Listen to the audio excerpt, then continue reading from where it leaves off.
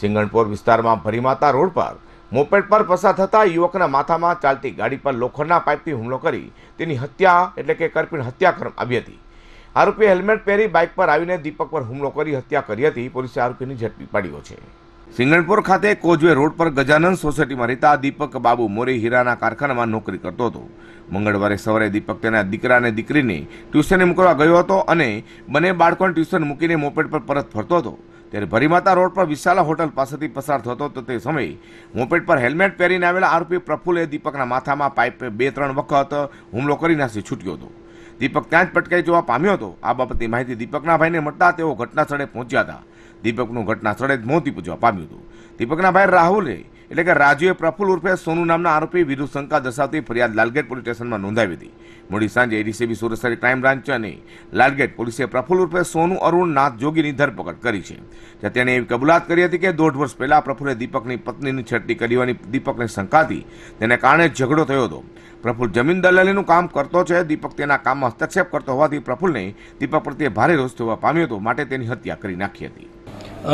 આજરોજ સુરત શહેરમાં Lalgate police station વિસ્તારના કોઝવે પાસે આવેલ ભરીમાતા રોડ ઉપર એક વ્યક્તિ જેનું નામ દીપક મોરે છે, એ પોતાના બાળકોને ટ્યુશન ક્લાસમાં મૂકી અને પોતાના ઘર તરફ જઈ રહ્યા હતા।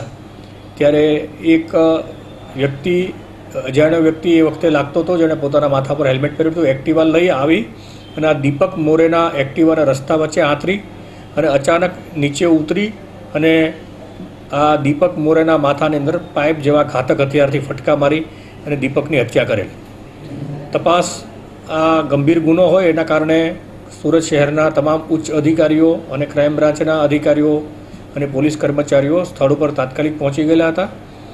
લાલગેટ પોલીસ સ્ટેશનના પોલીસની ટીમ અને ક્રાઇમ બ્રાન્ચની ટીમ દ્વારા અને સિનિયર અધિકારીઓના માર્ગદર્શન નીચે આ ગંભીર પ્રકારનો ગુનો હોય અને વહેલી સવારે લગભગ 8-8:30 વાગ્યાની અરસાની અંદર આ ખૂનનો બનાવ બનેલો હોય।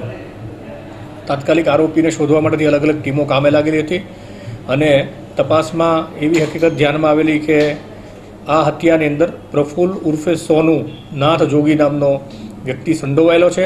એટલે એને પકડી પાડવા માટેથી ક્રાઇમ બ્રાન્ચ અને લાલગેટ પોલીસની અલગ અલગ ટીમો કાર્યરત હતી। એ દરમિયાન ક્રાઇમ બ્રાન્ચના પીએસઆઈ શ્રી ઝાલા અને પનારાની ટીમોએ આરોપી પ્રફુલ ઉર્ફે સોની નાથ જોગી જે છે, સોનુ નાથ જોગી, જે મૂળ મહારાષ્ટ્રનો વતની છે, એની ધરપકડ કરી છે।